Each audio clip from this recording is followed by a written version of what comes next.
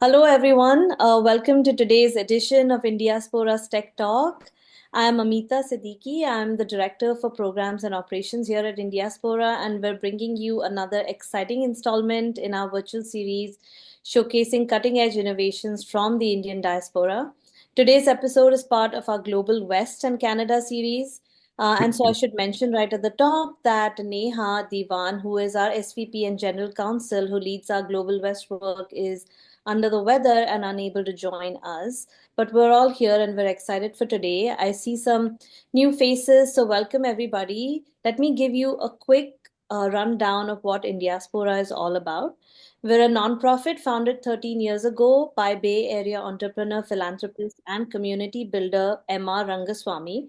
Our mission is to inspire the global Indian diaspora to be a force for good and build bridges between diaspora leaders and those in India. Think of us as the Davos of the global Indian community. We recently completed two groundbreaking events, the Indiaspora Forum for Good in Abu Dhabi and the Global AI Summit in Dubai, with 500 participants from 34 countries. And we were thrilled that our panelists today, Mo and Raj, were able to join us at these events. Indiaspora focuses on four key areas: philanthropy and social impact, entrepreneurship and innovation, Indiaspora Next for emerging leaders, and our Global Connect program, where Canada has been crucial in our effort. We put tremendous emphasis on our Canadian work, which we are looking to expand, and this Tech Talk is evidence of that commitment. Now, I'm delighted to introduce our moderator, Nisha Patel, who is a senior business reporter with CBC News, before which she was with Reuters, and she covers daily headlines in business and economics and has been doing this for over a decade, talking to economists, CEOs, policymakers, and everyday people to make complex stories accessible. Nisha, over to you to introduce our outstanding panel. Thanks so much for the wonderful introduction, Amita. And thank you for having me in Diaspora. I'm so excited to be here.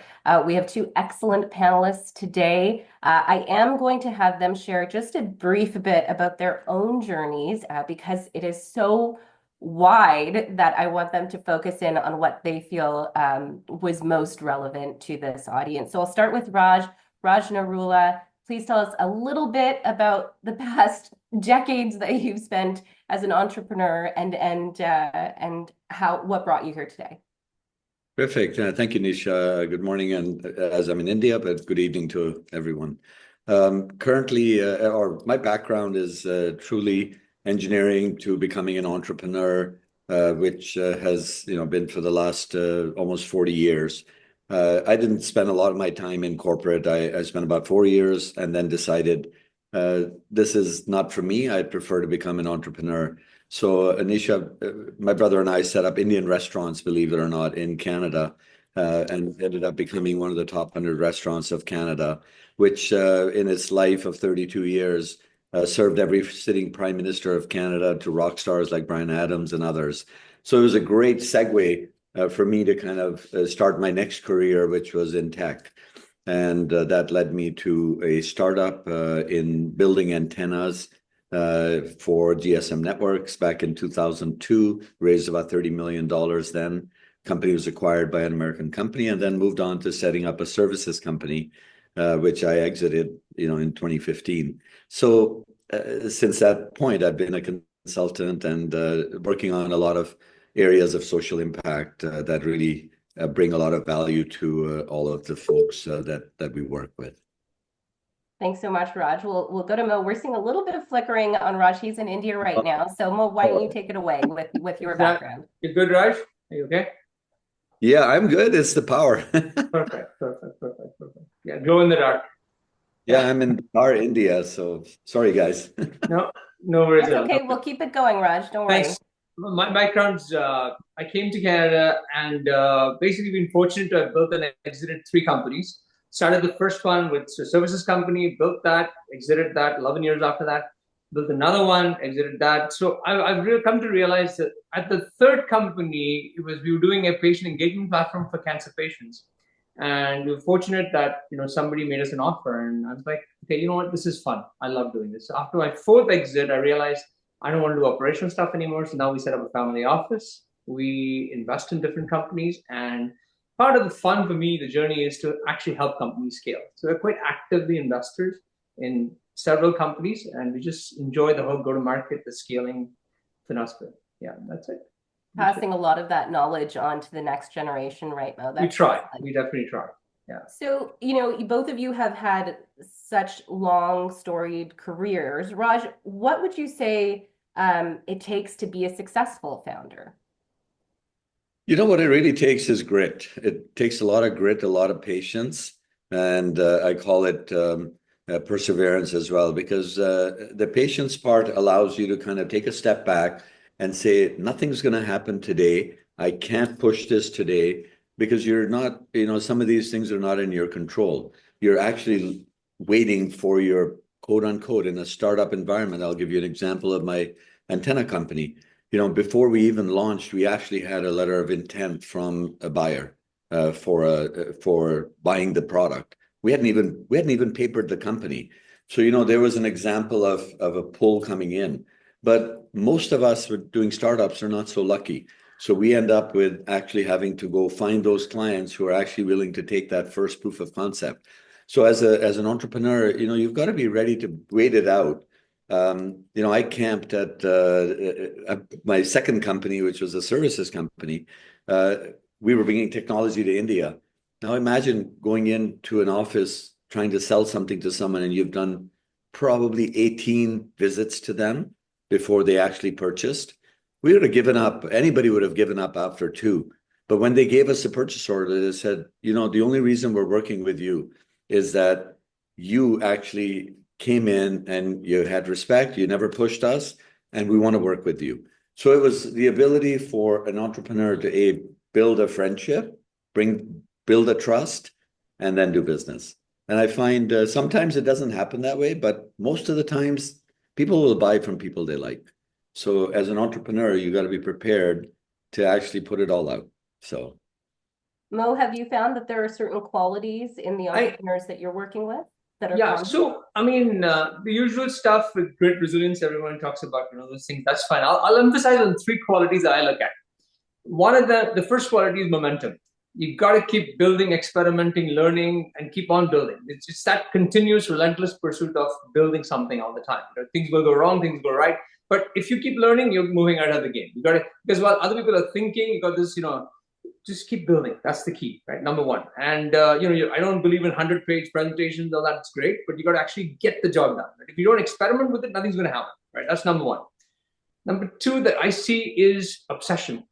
Good founders are really obsessed. They talk about their business all day long. That's what really matters to them 24 hours. It's like their personal problem, not just a business problem, right? And to me, that's the definition of where the opportunity is, right? You're really, really obsessed with building something, creating something, and the problem's fixated with it, right? And the third, you've got to have luck. You've got to get yourself in the right rooms. You've got to have the right conversations. I mean, it was funny. I had a founder where I said, you got lucky with this. And he says, yes, you're right. And I said, but the answer he gave me was phenomenal. He said, we gave luck a chance. That was phenomenal. To me, that's how simple it should be. Like, you got to have, the visual resilience and grit, and everybody talks about that. But the more important to me was, how do you build momentum? How do you keep, how do you keep going? How do you give yourself the opportunity to become successful, right? So those are my 3 pillars. Yeah. Mm-hmm. I do want to talk a little bit about Canada. I know we have a global audience, but there are a lot of people from Canada or maybe want to build in Canada. So the Canadian tech sector, has its own challenges. It's been called very risk averse. Raj, what unique challenges are there for entrepreneurs here in Canada? So one of the things that I discovered in my last company, specifically in the services one, because it was all about taking Canadian entrepreneurship and technology to the world. And, my experience for years as an early investor and as an investor in my own startups, it was important that people learn to take that risk by going overseas. And I think one of the biggest challenges that I've seen, especially in the startup environment, was the ability for most of them to fly the 18 hours to get to, whether you're going to the Middle East, you're going to to India, or you're going to the Southeast Asia markets. It's not easy to get there. It's not easy to navigate there, but you've got to be willing to get on that plane, or Latin America even for that matter. And you've got to figure out, where you think your business is going to have fill the biggest gap. And with that, you find adoption comes very quickly. So one of the things that I've also always seen is that CEOs being a little reluctant to say, I'm not ready for India yet. And you go, well, it's one of the largest markets. And a prime example of that is I brought a very early stage clinical trial company to India back in 2007. And, they were in front of the 5 top Indian clinical trial companies. These folks were ready to sign MOUs and contracts, but the Canadian company wasn't ready because the board said to the founders, you know what, we're not sure about India, whether we should be there. And I'm saying, you're building a clinical trial software. India is the biggest market. So I think it's about learning to accept that there's more business in the world than the US, just the US, because we've always relied on the US as being our biggest trading partner. And it's fine because people make good money doing it. But the rest of the world also presents a terrific opportunity. So it's great to sell to the US, sell abroad, but how do we avoid, Mo, losing our entrepreneurs who go to Silicon Valley and say there's more opportunity there? How do we keep them here in Canada, would you say? It boils down to capital, right? I mean, we don't have a right on the entrepreneur, right? The entrepreneur will go where the capital is most, where he can get the capital, he or she can get the capital, right? If you're trying to build something in Canada, you try to raise $50 million here, it's a hard road, right? So, I mean, capital gains tax doesn't help, as you well know, right? With $250,000 capital gains, so you're giving a disincentive for the entrepreneur to create wealth, right? So the key is we got to make funding available. We got to make it easy. We got to stop being, just grant centric. We got to say, okay, open up the venture capital space. Let's take risk. Let's hustle, right? Why do you think you can have, you go to a VC in Canada and show them a template, then where are your sales? What's your revenue? In Silicon Valley, you can get funded $5 million on an idea, right? Yeah. That doesn't happen here that easy. People are like, what's your product market fit? Well, I don't have money, so how am I going to have a product, right? So that's the key challenge. We need early stage, Canada is great. We get lots of funding for that, no problem. But late stage, 20, 30, $40 million, it's hard, right? And that's where the investors are like, that's where the money should be. And so people pack up and say, okay, I'm going to leave, right? We have that issue. Yeah. We got to fix that problem. Mo, how do you see the funding landscape this year? We saw highs during the pandemic, lows recently when the cost of capital was quite high. What's your outlook for this year and how easy it'll be to get funding? So venture capital is in a weird place. The days of easy money are gone. Now people are like, okay, show me something where you can really get to profitability. Like real business sense is starting to make sense. 2021 is gone. Free money is done. Interest rates are going to increase. All these challenges are happening. We need to start actually building companies that can generate a profit, generate an outcome, right? That's the whole point of it. So if you have the right story and forget about AI and generative AI and all that stuff, one segment could be funded very well, but everything else, you need to actually have a business. Like say, so it's okay, instability is fine. The whole, the world has always been unstable, so that's not the point. Now it's just too highlighted, that's all, because we see it every day every hour on TV, for God's sake, right? So the point of it is, let's build good companies, let's build real companies, and let's start, have a product market sense of where you want to be, not just raise money on an idea and hope the God is going to work, right? Yeah. So money is available if you've got the right idea, for sure. For sure. Raj, are there certain sectors that you would say are attracting more investment than others? So, we always have those waves of I call it technology evolution, right? If I go back, a lot of my work's been in telecom. 3G was a massive, input to what are you building around 3G, and people were getting funded. Then came you look at video conferencing during all of the COVID times. This enabled people to actually build more applications. Zoom was around for 5 years, but adoption came during COVID. All of a sudden, it became a hot topic. Today, NVIDIA is the hot topic because of AI, Gen AI. I think, the evolutions of technological changes, but what people are doing and entrepreneurs are doing is using and leveraging these technologies to build the applications that can use them, but also make money from them in terms of the consumer base as well as the B2B. So there's the B2B side of things and then the B2B2C side of things. And in India, there's a B2C side, which is amazing. I met a very young entrepreneur yesterday in Mumbai, and he's 24 years old, but he's working with about 500 brands across India, and he's working with some of the big names in India.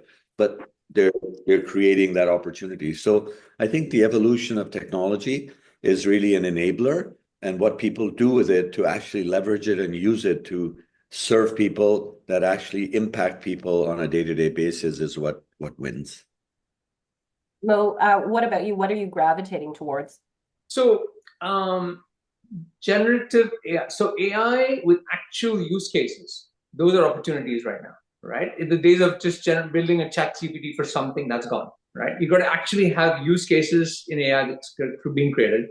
Defense tech is very interesting, right? We're definitely looking at defense tech. We're looking at AI for clinical trials. We're actually invested in a company that's doing AI for clinical trials, speeding up the process and actually working with pharma and saying, let's do it on a profit share basis. So we actually save you so many $1 million and get an upside, right? We're looking at those areas. Robotics is hot again. Everyone's talking about robotics. Hard tech is back, right? For many years, hardware was really hard. And now people are like, oh, this is real. Robotics is coming in. So those are happening. Quantum, yeah, I think it's still far away. But applications for quantum, definitely opportunities exist, for sure, right? Yeah.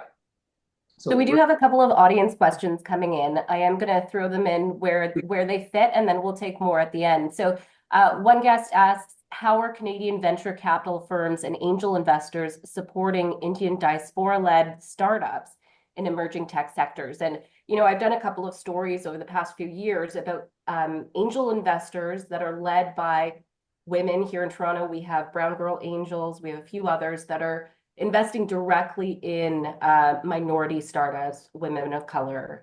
What have you seen in your experience? Raj, you want to take that first? Please. Sure. I think, I would like to remove the Indian minority-led startup because I find, when you're in Canada, you're going to work as a Canadian, you're going to be building something to serve, your venture. I think that Indian part goes away. I think the Indian part actually sometimes helps you a lot better because, with all of if we look across in the US, every major company is being led by Indians. So, that's a win. But on the other side, I think the important part is really your idea is really critical, how well you've prepared your pitch. And the pitch shouldn't be a 50-page, deck, and it should be just a 5-7-page deck that essentially accentuates your story, how you're going to make money, and what is it that you're solving? Is it a real problem? I think they're still the core attributes.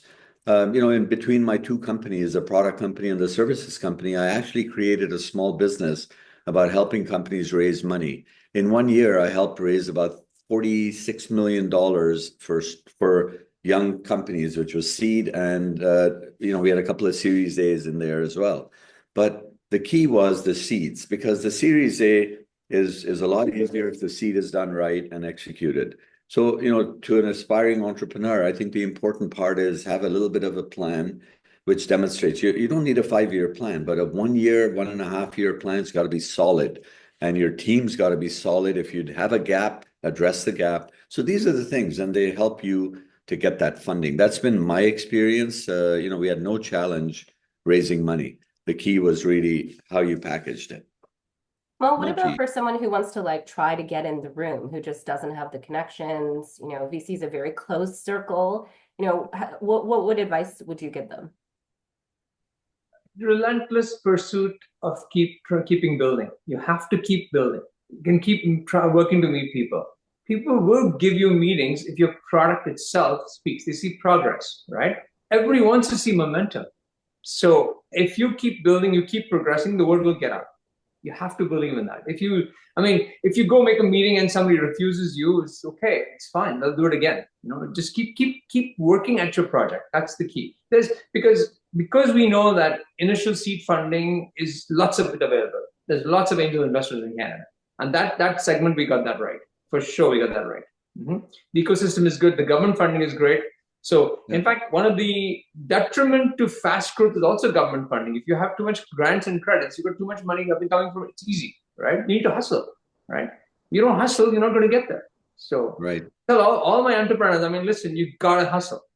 You know, this is a 24 hours a day obsession if you want to be successful. Yeah. Would you say the same, Raj? How do you get in the room?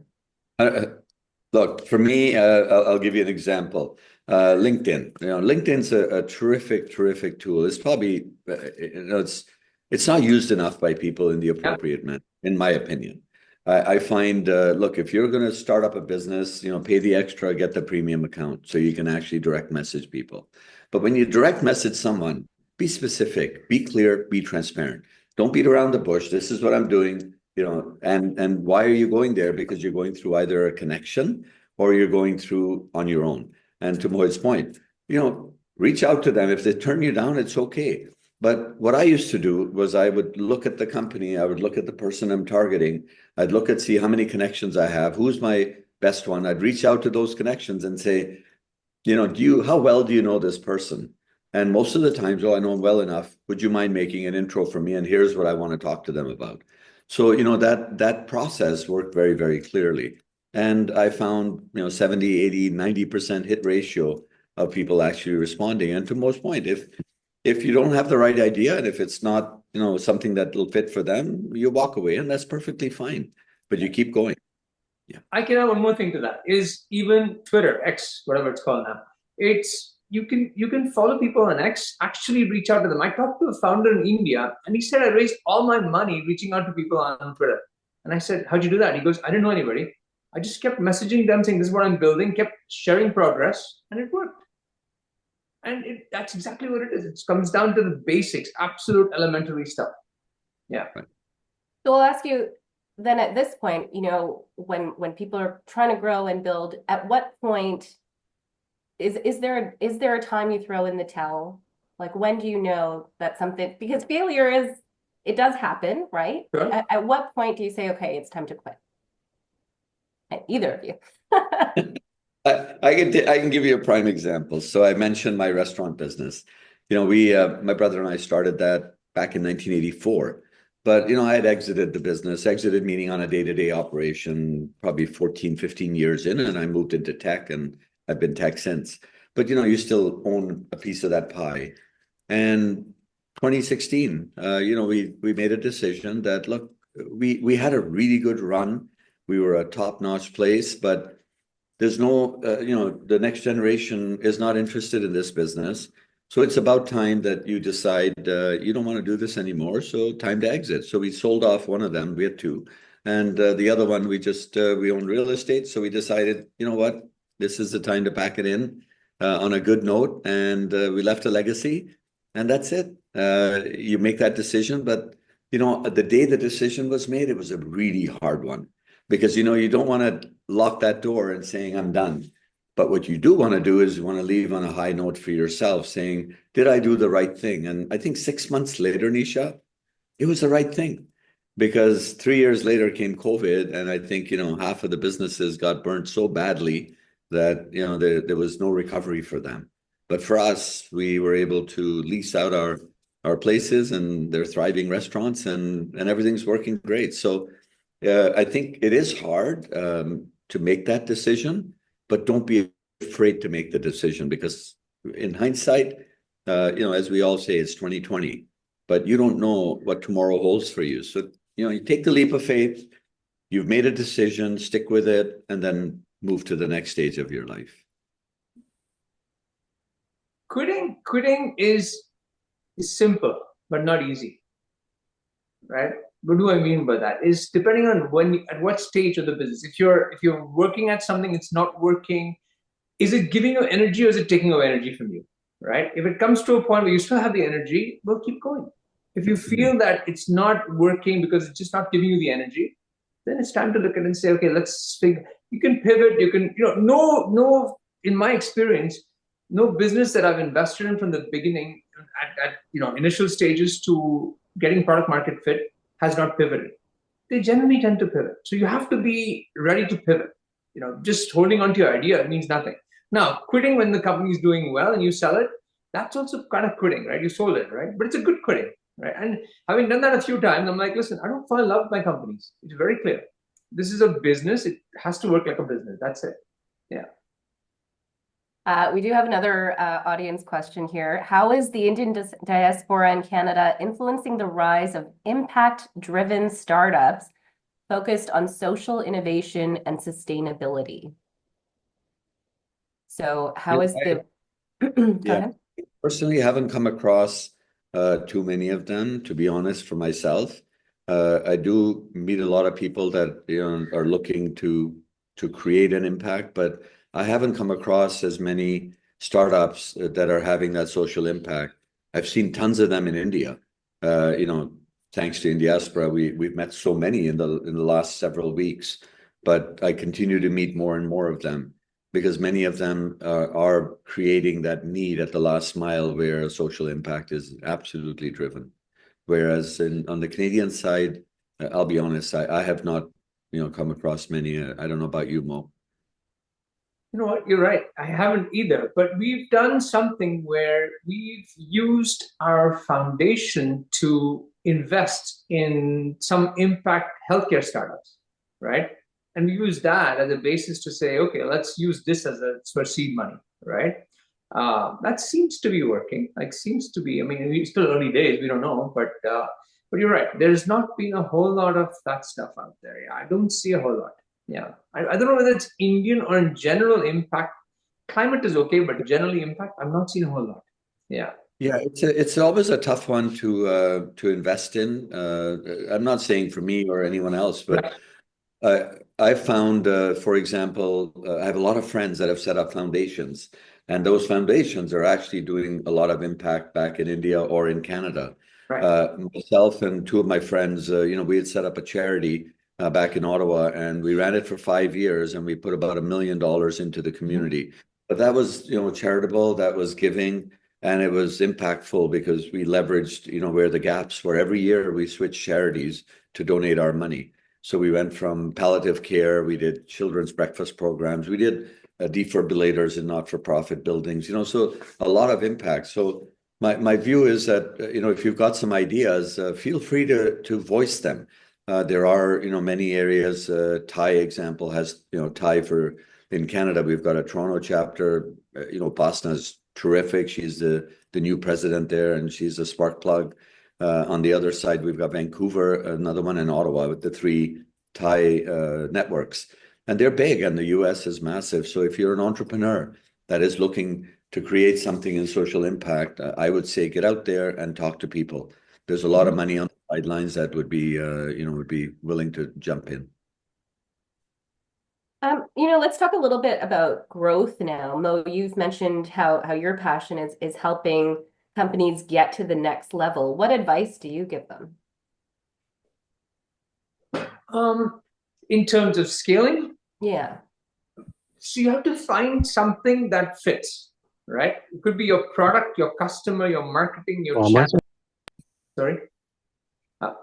And just nail it, right? You need to start with that. So figure out what really works. Then the minute you know something's working, pour gasoline on it and just get behind it. Like that, you're not going to get, And the third thing I would say is be ready to hire killers, for lack of a better word. You need to hire a team. The team that gets you from 1 million to 10 million is not the team that will get you to 100 million. Right? Be ready for that. So it's the 3 things I would say is really find the first thing that works and just then go on and say, okay, yeah, well, the biggest mistake you can make is trying to scale before you have product market fit, right? Then you're leading to disaster, right? So get that right first, then go out and say, okay, this is working. Let me just double down on it, right? And it's very simple, very basic, elementary stuff. It seems to work very well. Yeah. Don't go crazy thinking I can be in 5 countries. Well, if you want to expand beyond Canada, great. But look at a country, and English speaking is by default the natural thing to do, right? But you have to understand what regulations are, what the limitations are in the market, what the syntax is, and appreciate that without going into 5 countries and saying, go and do it right in one market first, right? It works well, then double down. It's great, right? And I find that formula always works. Just very basic stuff. Yeah. Raj, you talked about this a little bit earlier, but you've helped so many companies expand their footprint beyond North America. Any other areas where you see opportunity, India or otherwise? Yes, I'll give you an example. One of the projects that's really dear right now that I'm working on in the northeast of India has been building up centers of excellence. So we've got two built up there. One is on 5G technologies and the other one's on 3D printing technologies. We just ran a competition in Guwahati 2 days ago. We had 240 applicants on literally a 2 weeks notice, and they traveled from all of the 8 states to come in. We shortlisted 60 of them to come in and pitch. They had 8 minutes to pitch. Amazing pitches and amazing entrepreneurs. Many, half of them were probably ideas, but the other half had proof of concepts. They had done their homework. The winner was a young lady out of Guwahati who was actually trying to solve the protein issue. India has a massive shortage of protein going into bodies, right? So they're saying, how do we actually solve this? So it's a social impact, but at the same time, it's actually about leveraging technology to get out further and deeper into the communities. And it's all about raising eggs. It's about how do you cultivate them and how do you actually package a new product. It comes in pills, it comes in different forms. So this is an example. I think innovation between the Canadian and the Indian corridor is massive. We look at all of the Canadian funds that are actually deploying money in India, and they're deploying it into fund to funds who are actually funding either startups or they're funding SMEs. I think this is a great opportunity and it's a great time. I started the India-Canada corridor in 2005 and really went double down into it and built a business that grew to 200 people. But over here today, the opportunity is again massive, only because we used to say India was way behind in technology, but they've leapfrogged. So guess what? If you're building an innovative technology in North America, there's a good chance there's a market for you in India, or I would even say beyond India into the Philippines, Vietnam, Malaysia, Indonesia, and the UAE. You've got these massive markets. So you don't have to go far from India to get customers. But to Mo's point earlier, own one piece of one geography and then start expanding. I find companies try to do that too early and they're not ready and they haven't got references of customers, because the first thing they'll ask you in India, who's using your tech? And if you don't have, a logo attached to it, it's going to be a hard sell, because they're all about logos and they do believe that if a logo's spent the time and money to buy you, we're okay. I'll share an example of interesting robotic innovation. So we're invested in a company that's, everybody talks about robotics and robots doing different things, but this company out of India, they have a simple platform where they created a robot that augments the existing equipment, right? So it's a low-cost, frugal solution, innovation out of India, and they end up getting a contract with Walmart, right? Yeah. Because we helped them through the process and they got a contract now with Walmart. So there is innovation happening everywhere, and they realize that, hang on a minute, you can, instead of having a full-fledged robot for $18,000, they can have this whole solution for less than $5,000. And suddenly you don't have to change your old equipment. You don't want to get into workforce management and change management and all that good stuff, right? Use your equipment the way you have it right now. Put this add-on, and it's a robotic. It picks up pallets and moves things in the warehouse. It does the same thing for your vacuums and whatever it may be, and it's working. The concept's working. So with those kind of ideas out there, we got to take advantage of global innovation. So there'll be a great opportunity for Canada, India to partner, because we can be a great testing ground for the US, right? If it works well, then it should work in the US too. Yeah. And I'll add just one last point to that. Another example, and in the antenna company that I started back in 2002, I was out of, I've exited since 2005, but the company, asked me to help them in India in 2015, 16. The first purchase order we got in India, they had never seen purchase orders for 5,000 or 10,000 units. It was always 50, TELUS and, the specific ones all over North America would buy 50, network antennas, or 100 of them, or 500 at a time. Never 5,000 or 10,000 or 20,000. So, the order of magnitude of cost reduction you can get and how you can get better efficiency on your sales process, India was that market. And so, you shouldn't be afraid to look at where those big tickets are going to come from. And they are coming from global markets. I know Canadian markets are very small ones. So I'm not sure if either of you are working with companies that, tech companies that deal with physical hardware or anything like that. But, the trade uncertainty right now, I think, is top of mind for a lot of businesses. It is a time of great uncertainty. And so looking for any thoughts you might have about how to prepare for this kind of environment. It's probably not going away anytime soon. Mo? I can go. So to me, uncertainty is the default, right? So you have to be, it's just magnified. That's the only difference, right? So uncertainty is the default. You got to figure out what your hiring strategy is going to be, right? You got to figure out who you're going to have, right? People in the time of uncertainty. Don't rely on the governments or tariffs or whatever. These things will happen. These things will, I can share an example, a live example of a friend who actually does product from Canada to the US. And today he actually called his customer and we had this conversation. He said, what do I do? Like, I'm in a pickle. I'm losing money. I don't know what to do. I said, have you even talked to your customer and told them this is my problem, right? You have an 8-year relationship. Pick up the phone, call the customer and say, here's my problem. I have to pay the tariffs. What do you think I should do? And he did that. And the customer, who's an 8-year relationship, said, absolutely understand. We will pay the tariff, whatever it is. And no issue at all because we can sell. So you don't know till you ask the question. So people are afraid to ask. And they're watching this every day. They know the pain's going to happen, whether it's in Canada or from China or wherever it may be. These things will happen. It may go away, it may change, but there will be nobody likes uncertainty, but it will happen for sure. The number two thing is, if you rely on governments for tariffs and grants and stuff, it's just a wrong way to do business, right? It just does not make you comfortable. You cannot be comfortable. I hate it when people say, "Oh, government not supporting us." Well, it's not their job. It's taxpayer money, right? So we got to build a business based on what we can do. And number three, if you have cash, hold on to your cash.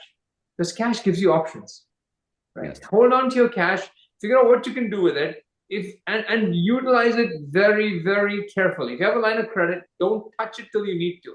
Because this is the time you need to be ready for opportunity. Because guess what? Somebody's going to go down, they're going to make mistakes, you can buy them out. I did that. So I'm very clear. I understand that very well. I'm like, somebody's going to go down and say, hey, we don't have the cash. Don't buy them out. There's your opportunity. So literally, there's so much opportunity right now. I love when people say, oh, this is wrong, that's wrong. I'm like, that's exactly when you make money. If everything is smooth, you cannot make money. That's the whole point. You cannot grow a business. You cannot be an entrepreneur, right? So I love instability. I love it, actually. To me, I'm like, this is the opportunity galore. We're actually looking for companies today saying, can we invest? Can we help you grow? Can we help you figure out this? No issue. No, I'm going to put that on a plaque for you. I love instability. I love it. It's my friend. Raj, what about you? How do businesses deal with this going forward? Again, I think Mo's very, very clearly articulated. I think overall, business is business. You've got to be able to be ready for that, and I love it. Ask the questions. A lot of times, people are afraid to ask the questions, even to investors. Would you invest with me? Right?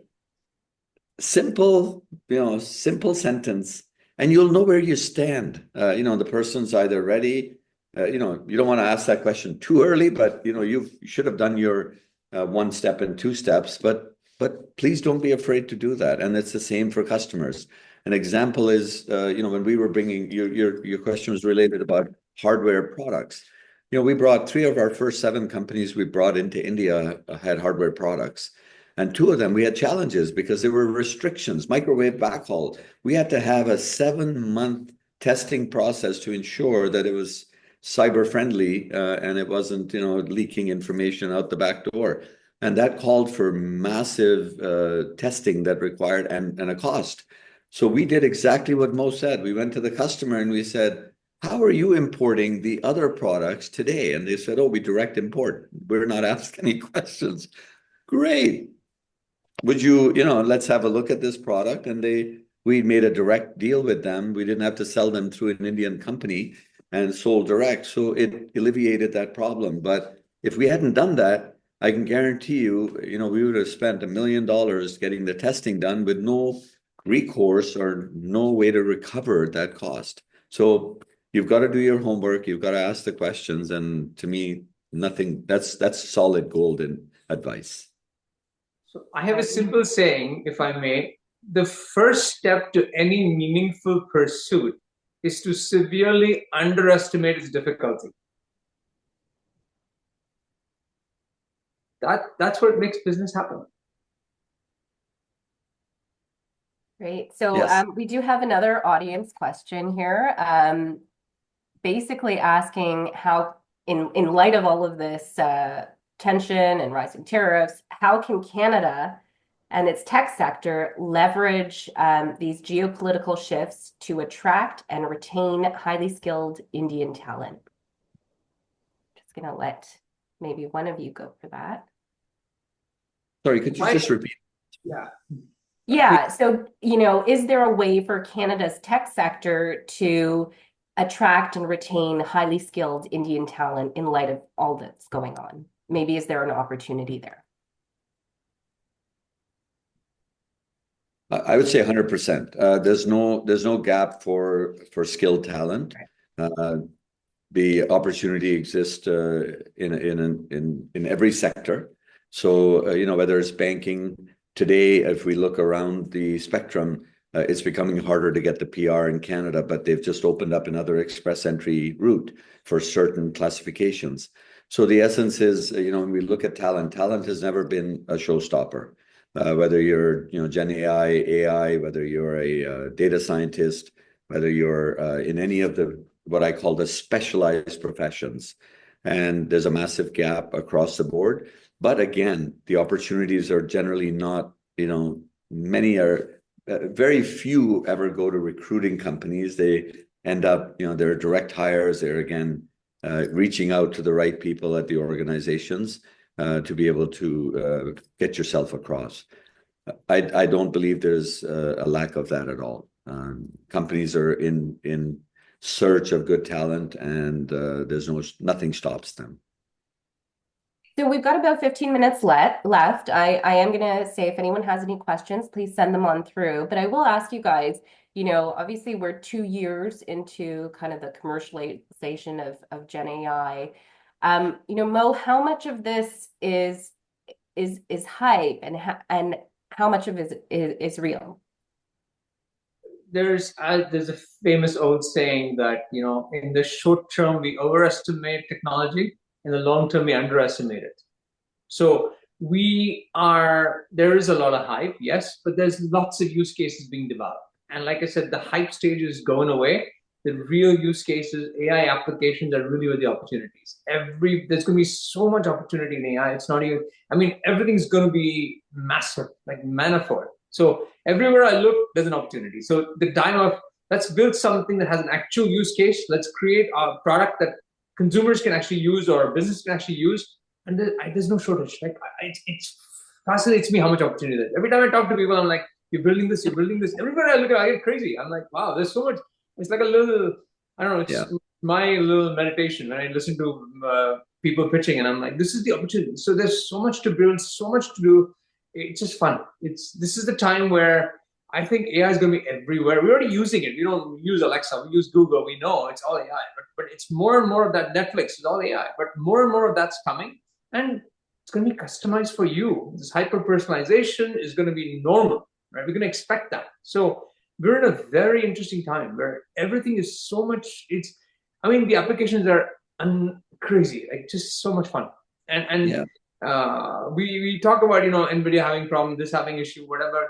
But as you have DeepSeek, as you have AI technology getting easier, cheaper, more people will build more applications. That's it. And I actually think that North America is going to be slow in adoption because we have an existing infrastructure, and we're reticent to do that change. I think it's going to be hard, but Asia and India are going to be massive for AI applications because they don't care. They're happy to use it, So lots of opportunity. We're in a very interesting time. and we're looking for companies. Absolutely looking. Yeah. Raj, you agree? Any words of caution? No words of caution for anyone except one piece of advice. And this is something I've mentored probably 100 plus entrepreneurs in my life. And all I always tell them is get your 1 minute pitch right. Your 1 minute pitch is so important that's your calling card, right?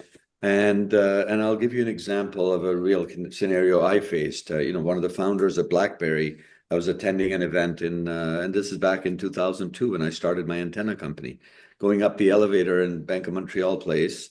And, we got into the elevator, the only two of us, and you're going up 70 some floors. And Mike Larzardis, who was, the founder. And so I've got a minute, literally a minute. This elevator is not stopping. So, what can I do to impress him with what I'm building? And can I get some interest from him? And I was able to do that.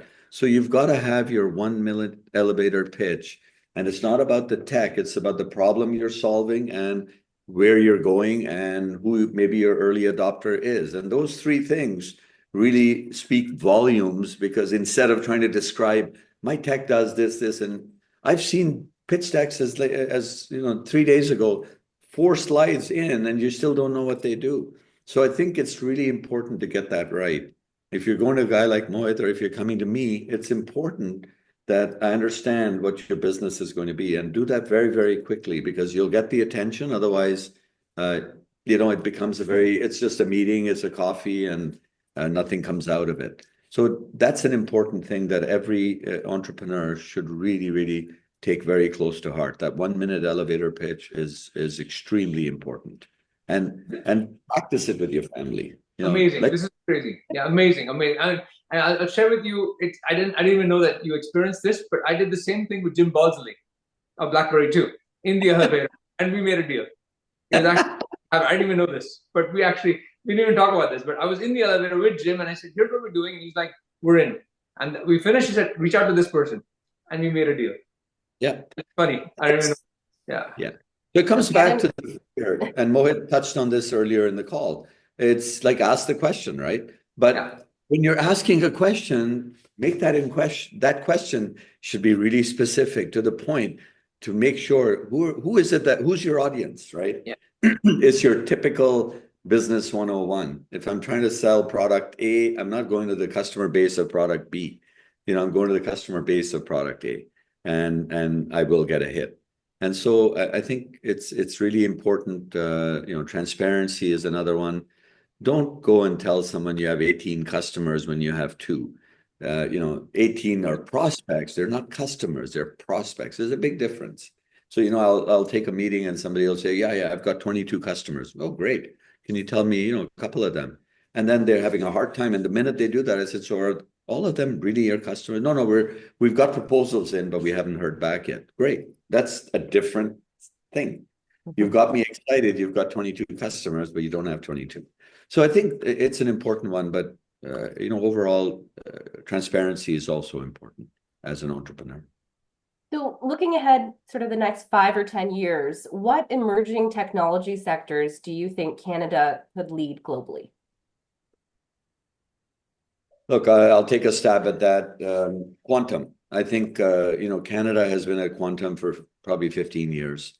We've got our centers in Waterloo. Quantum is, the type and the companies that we've created in quantum as well. I think the next wave is quantum. It's not that far away. IBM's the leader, Toshiba, Hitachi. You've got all of these players, and these folks are developing that compute power.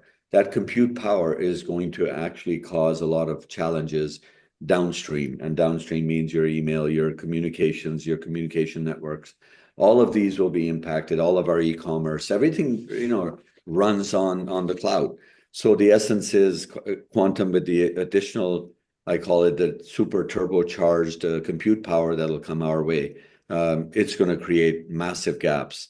So Canada is a leader in that space. Canada was a leader in 3G technologies as well, in development, in innovations, and Nortel was leading the pack years ago, or in optics it was JDS. So you look at these Canadian companies in history, they've always been at the far edge, and that's really thanks to a lot of the research grants that Canada gives. So I think these are areas that you can focus on in an application that serves that aspect of the community, and it can be in cybersecurity, it can be in communications, and it can be in any other area to serve them. So I'll give you two. One is defense tech to add to quantum. Of course, absolutely AI, quantum robotics, the usual, they're absolutely important pillars. Defense tech is really strong because in the immediate term, I see a lot of countries spending more on defense, right? And with NATO, with what's happening with Trump, there's going to be even more reason to spend more on defense. So defense tech is a massive opportunity, right? I definitely see that. And I think from a longer perspective, this is a very short-term thing. I'd say in the next year, 2 years, it's already happening. So it's only you got to grow on it. But in a longer-term perspective, I would say one thing that people, one of the areas that's unexplored so far is the oceans.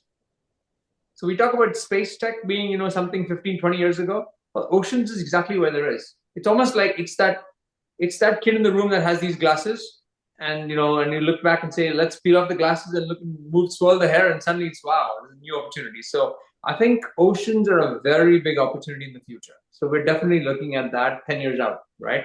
But yeah, in the immediate term, another immediate thing I would say, I hate to use the word contrarian because people use say contrarian, not really contrarian, but I think if you look at the Meta glasses, right? So somebody's got to build apps for the Meta glasses. Like you've got millions of users, there's going to be an app store at some point, there's going to be an opportunity, right? So that's the kind of stuff I'm looking at. I'm like, is anybody building stuff and they've really done a great job with it, or really done a fantastic application for it, that's an opportunity. So absolutely, anything that sells 4 or 5 million pieces, you got to make apps for it, right?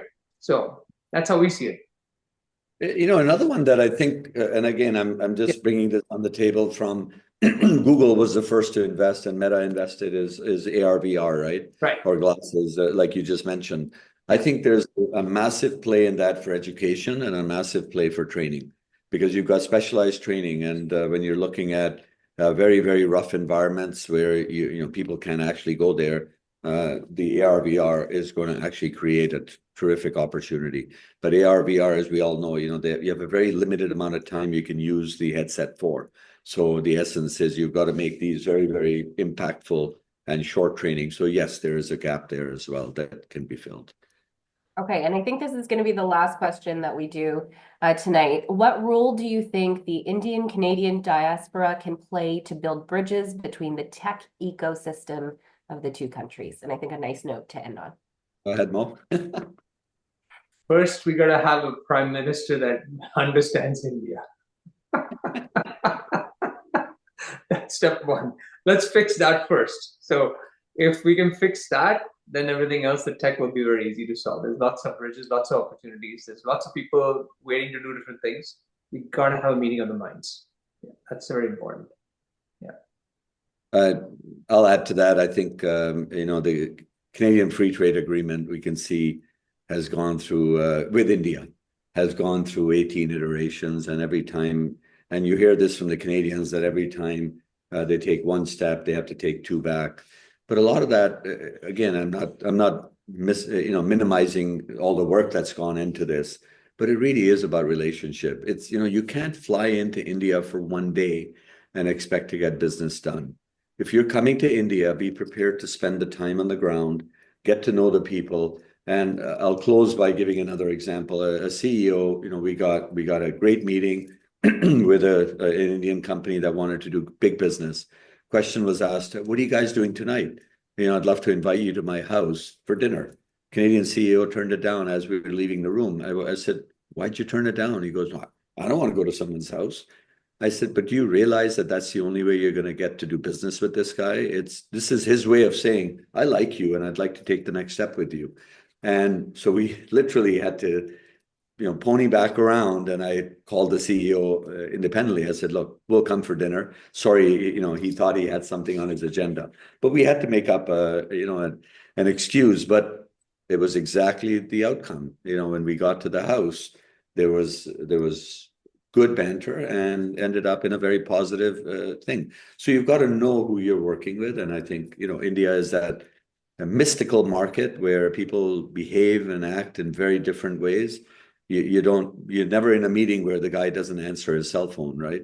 It's always going to happen. They're going to sit there and they're going to be talking to two people on the phone while they're conducting your meeting, and it's a norm. It doesn't happen as often now, but it happened a lot in the past. And most Canadians that I traveled with were mystified, saying, "Why is this guy being so disrespectful?" That's how they do business in India. So sorry. So just a few thoughts to close up. Well, what a wonderful conversation. I really enjoyed that. Thank you so much, both of you, for your thoughts, and I will pass it over to Amita. Thank you so much, Mo, Raj, and Nisha. This was such a lovely conversation. We have amazing takeaways, whether it is get your elevator pitch ready or, give luck a chance. I think that, I can safely say that this was the nicest tech talk we've had so far. And, we are super thankful to all of you in the audience for supporting us. And have a lovely evening, everyone. Thank you. Thank you. Thank you. All right. Thank you for having us.